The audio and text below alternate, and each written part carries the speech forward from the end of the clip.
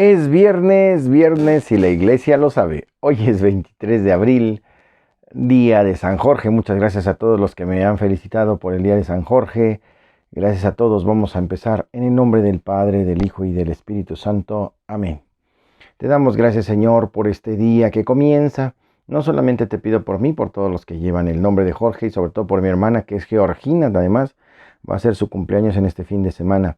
Pido por ella para que su salud sea buena, para que siga adelante en su camino, en su vida. Y por todos también los que en este tiempo están celebrando su cumpleaños, su nomástico.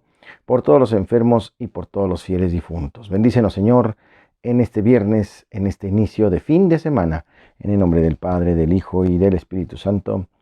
Amén. Bienvenidos, ya estamos aquí en Espíritu Canal. Lectura del Santo Evangelio según San Juan capítulo 6, versículos 52 al 59. En aquel tiempo los judíos se pusieron a discutir entre sí. ¿Cómo puede éste darnos a comer su carne? Jesús les dijo, yo les aseguro, si no comen la carne del Hijo del Hombre y no beben su sangre, no podrán tener vida en ustedes. El que come mi carne y bebe mi sangre tiene vida eterna y yo lo resucitaré el último día. Mi carne es verdadera comida y mi sangre es verdadera bebida. El que come mi carne y bebe mi sangre permanece en mí y yo en él. Como el Padre que me ha enviado posee la vida, yo vivo por él. Así también el que me come vivirá por mí. Este es el pan que ha bajado del cielo, no es como el maná que comieron sus padres, pues murieron. El que come de este pan vivirá para siempre. Esto lo dijo Jesús enseñando en la sinagoga de Cafarnaúm. Palabra del Señor. Gloria a ti, Señor Jesús. En la reflexión de esta sagrada lectura, en ocasión al Evangelio de hoy, encontramos efectivamente el gran escándalo para los judíos y para muchos de la actualidad. ¿Cómo es posible que Jesús nos pida que nos lo comamos? Nos está pidiendo ser en este momento antropófagos, ¿verdad? Caníbales. ¿Cómo nos pide comer su cuerpo y su carne? Jesús le dice, no se escandalicen, yo seré alimento para todos ustedes. Y no se equivoca, y es verdad, y hasta nuestros días. A través de su palabra le comemos, nos da vida, nos da energía. A través de su Eucaristía, que es su cuerpo y su sangre, nos da vida, nos da energía. El Señor dice, yo quiero estar tan cerca de nosotros que quiero estar dentro de ustedes. Y qué mejor manera que a través de darles vida, de ser alimento. Somos lo que comemos. Ya lo que me comí no es lo que me comí, es eso que me comí, ahora soy yo. Es lo que me da vida, me da energía, ahora soy yo. Por eso puedo vivir. Ya no soy yo, es Cristo que vive en mí, dice San Pablo, que así digamos cada vez que comulgamos. No lo dejemos de lado.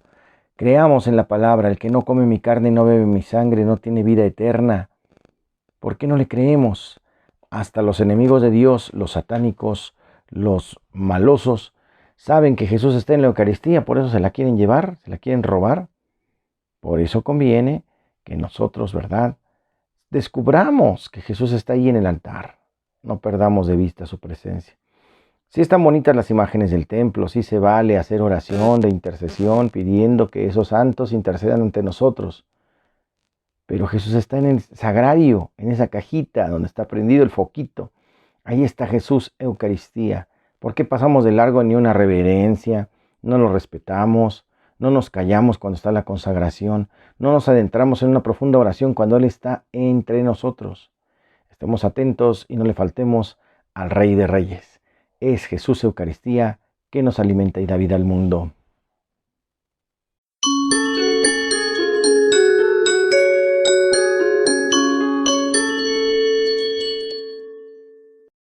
En el tema de hoy, ¿qué relevancia tienen los derechos humanos? La Declaración Universal de los Derechos Humanos de las Naciones Unidas constituye así, y lo dice el Papa Juan Pablo II, un verdadero hito en el camino del progreso moral de la humanidad. Lo dijo el 2 de octubre del año 1979. Todos los seres humanos nacen libres e iguales en dignidad y derechos, y dotados, como están, de razón y conciencia. Deben comportarse fraternalmente los unos con los otros, o sea que no solo hay derechos, también hay obligaciones. También debo portarme de tal o cual manera. Eso en toda sociedad, si no, no tendría sentido simplemente tener derechos sin obligaciones. Si solo tengo derechos sin obligaciones, entonces puedo hacerlo todo. Entonces no habría ley que me detuviera ante mis deseos y pasiones, ante tener lo que quiero, aunque pise a los demás. Recuerden que también debemos de respetar el derecho del otro. Negar a una persona sus derechos humanos significa despreciarla en su humanidad, lo dijo el gran Nelson Mandela. ¿De dónde proceden los derechos humanos? Los derechos humanos no son una invención de los juristas, tampoco constituye un acuerdo casual realizado entre hombres de Estado de buena voluntad. Más bien procede del derecho primario dado con la naturaleza humana. Actualmente son reconocidos como la base fundamental de un acuerdo sin fronteras para poder vivir en libertad, con dignidad y con igualdad.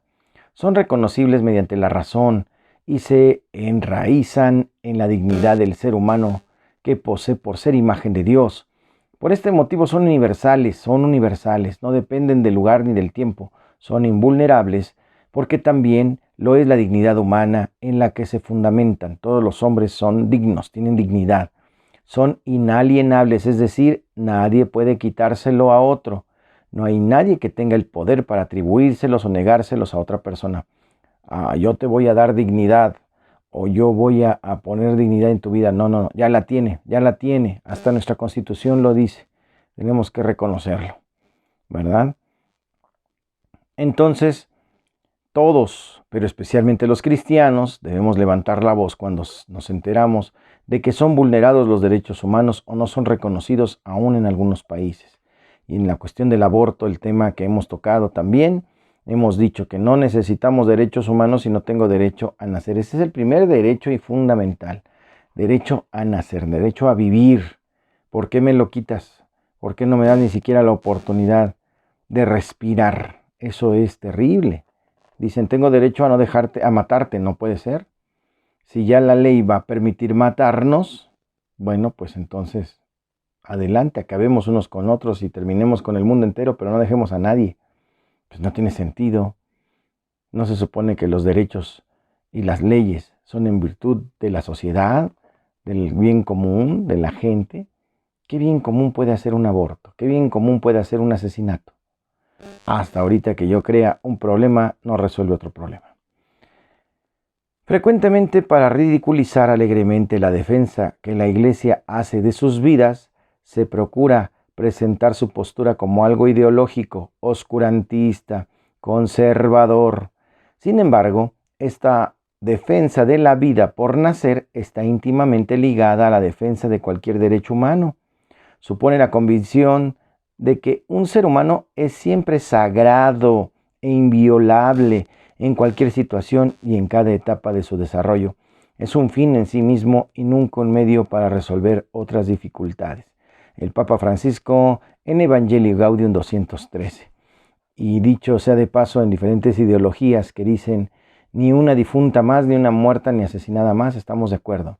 Pero también queremos que sea radical. Ni una policía golpeada más, ni una niña abortada más. Ni una más. En verdad que esto sea verdadero, radical.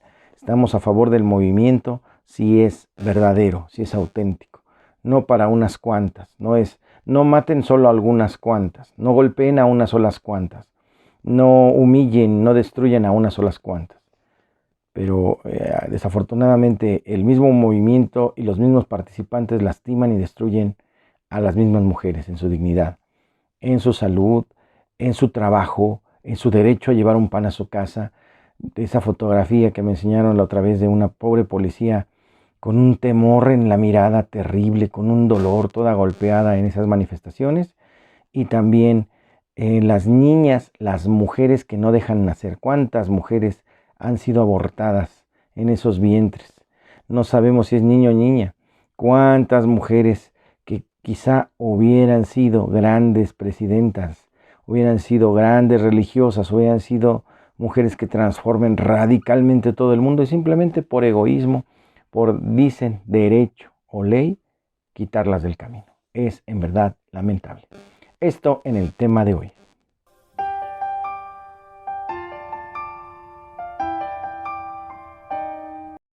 La rola del alma de esta ocasión, tan cerca de mí con la estudiantina Vers. La estudiantina Vers, tan cerca de mí.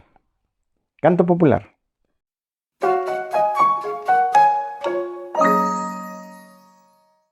Hoy es día de San Jorge, pero en Santos y Conversos me permito presentarles a San Adalberto, que también se celebra el día de hoy. San Adalberto de Praga, obispo y mártir.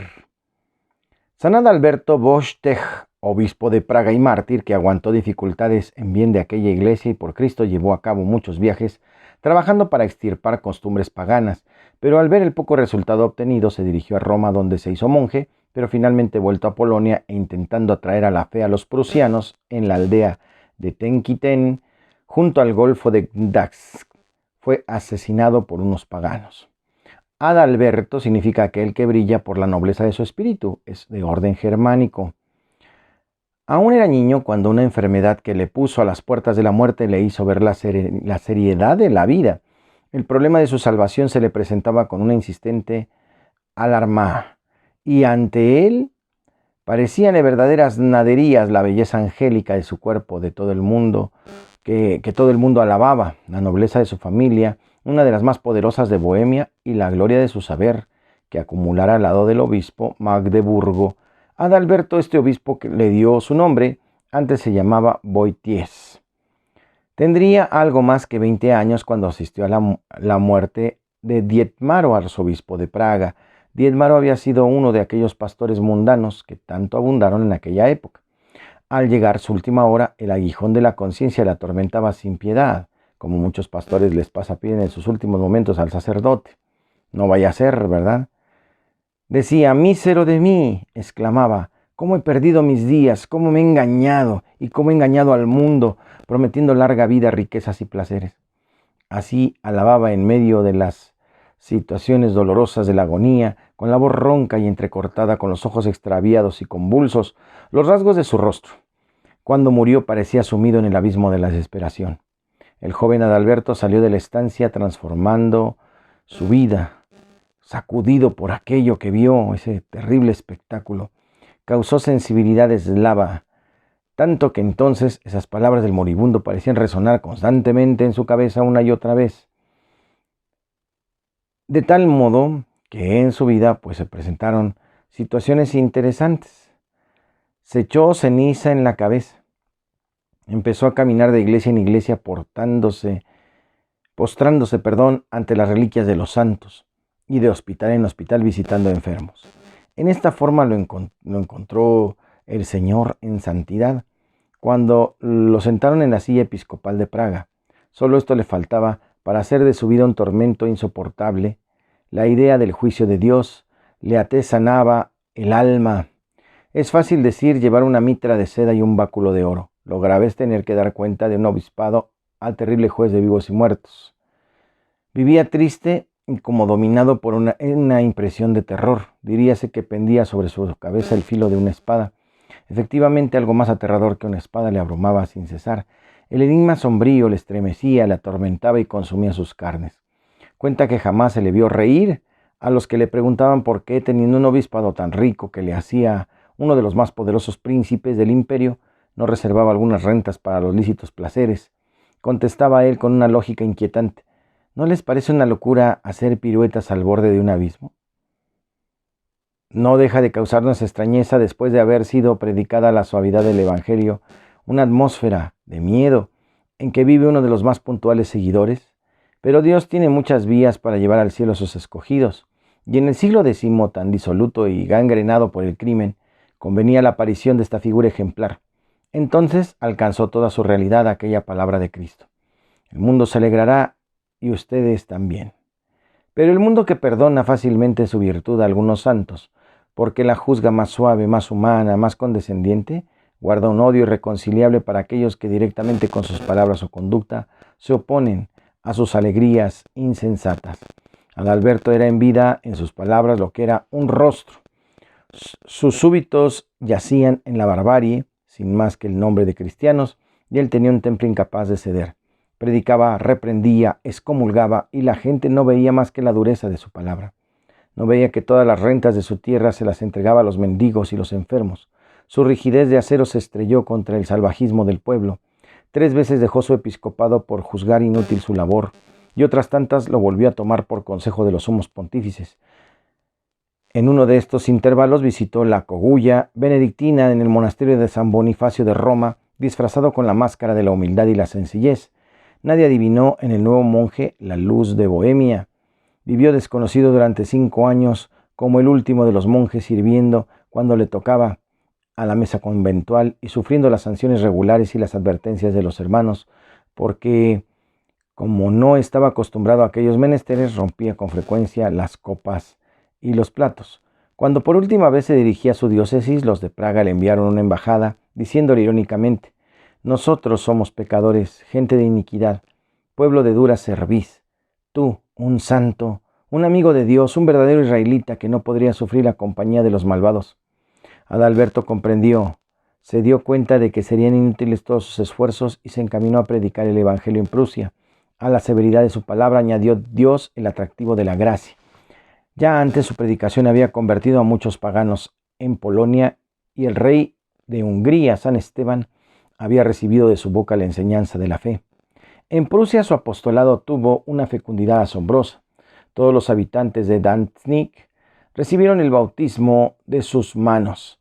Para atraerlo más fácilmente, se vistió como las gentes de aquella tierra, adoptó de manera nueva su vida y aprendió su lengua, haciéndonos semejantes a ellos, decía, cohabitando en sus mismas casas, asistiendo a sus banquetes, ganando el sustento con nuestras manos y dejando crecer como ellos nuestra barba, nuestra cabellera, los ganaremos mejor para Cristo. Los infieles se alarmaron y le persiguieron de pueblo en pueblo, situado en una casa por la tribu de salvajes. Le decían desde la puerta: «Yo soy el monje Adalberto, su apóstol, pero por ustedes he venido aquí para que dejen esos ídolos mudos y conozcan a nuestro Creador, y creyendo en Él tengan la vida eterna». Nadie se atrevió a tocarle entonces, pero algo más tarde un sacerdote de los ídolos le atravesó con una lanza mientras rezaba el breviario. Adalberto pudo sostenerse un instante de rodillas para orar por sus asesinos. Al caer, una sonrisa de felicidad se posaba por primera vez en sus labios. Por primera vez sonrió. Su alma inundada de gloria volaba hacia Dios. Descifrado ya el capital en el enigma de tantas veces que le daba vueltas la cabeza, habíase cumplido la promesa del Salvador.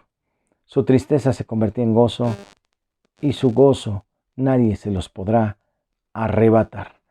Interesante y profunda la vida del santo de hoy, San Adalberto de Praga.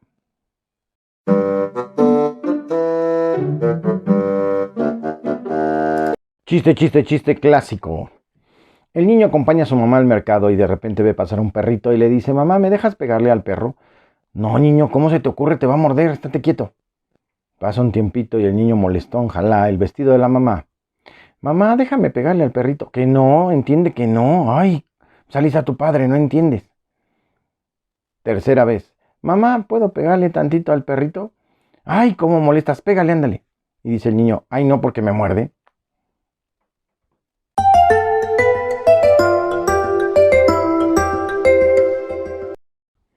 En curiosidades de la Iglesia Católica. Como ciudadanos debemos tener el deber de participar en elecciones, pero a aquellos que nos decimos verdaderos católicos cristianos, nuestra fe nos apremia a ser sumamente responsables en todo lo referente a nuestra participación social y política. Vamos definiendo algunos términos antes de seguir adelante para que con ellos podamos ir aclarando el papel de los cristianos en la política. Política significa o viene de polis, ciudad. Política en sentido amplio es todo lo relativo a la ciudad, todo lo relativo a la vida en común de los ciudadanos. En sentido reducido, política se ha considerado como una política partidista. Democracia. La palabra democracia viene del griego y significa demokratos, demos al pueblo, kratos gobierno. Por lo tanto significa el gobierno del pueblo. Y el bien común es el conjunto de condiciones que permiten a las personas alcanzar mejor y más fácilmente su propio desarrollo.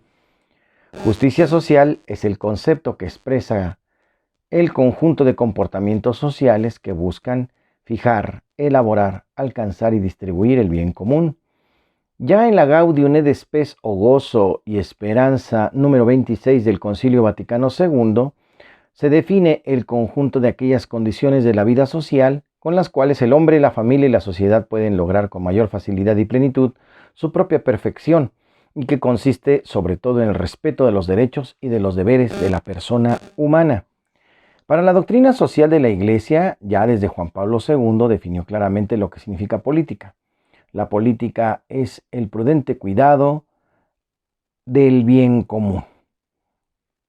El orden justo de la sociedad y el Estado es una tarea principal de la política. Un Estado que no se rigiera según la justicia se reduce a una gran banda de ladrones. La justicia es el objeto y por tanto también la medida específica de toda política. La política es más que una simple técnica para determinar los ordenamientos públicos. Su origen y su meta está precisamente en la justicia y esta es de naturaleza ética. Así pues, el Estado se encuentra inevitablemente, de hecho, ante la cuestión de cómo realizar la justicia aquí y ahora. Con lo anterior podemos decir que los cristianos debemos de participar en la política para contribuir a que ésta construya el bien común en la sociedad, y para lograrlo tenemos que transitar por un camino, el de la justicia social. El bien común y justicia social son dos cosas de los principios fundamentales de la doctrina social de la Iglesia. Hoy en día, para concretizar estos principios, contamos con el sistema democrático, que, como ya dijimos anteriormente, quiere ser el gobierno representativo del pueblo y para el pueblo.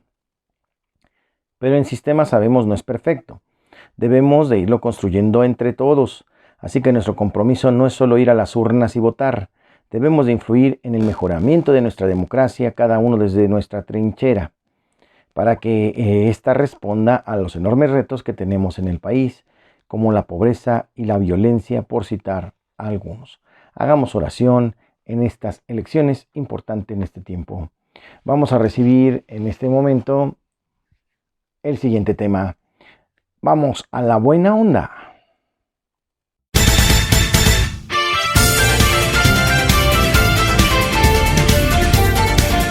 Y en la buena onda invitamos a proceder algo que se llamaba pues las despensas de caridad. No sé si se sigan haciendo, pero conviene estar bien atentos a las necesidades de la misma comunidad. Por eso se hace misión, por eso se sectorizan las parroquias, por eso se conocen a los vecinos, saber quién de ellos tiene la más grande necesidad y trabajar para él y para los que también necesitan en diferentes medidas. Por lo tanto, se ha hecho la canasta del amor en la parroquia, o en algunas comunidades. Se han hecho despensas y se han repartido, se ha buscado el censo de la gente más necesitada. Obviamente se trata de dar una evangelización y de apoyarles en lo que se necesita. Las primeras comunidades cristianas no padecían de nada porque todo lo tenían en común, pero para esto se relacionaban, convivían y se amaban. Ojalá que sea una verdad para nuestra iglesia. El Señor les guarde, les protege, les bendiga, haga resplandecer su rostro sobre ustedes y les conceda la paz. Que les bendiga siempre el Padre, el Hijo y el Espíritu Santo, y permanezcan ustedes para siempre. Así sea. Gracias por darle like al video, compartir en las redes sociales. Por favor, suscríbanse, inviten a nuevos hermanos a ser parte de nuestra familia Espíritu Canal. Gracias a todos por estar con nosotros. Dios les bendice.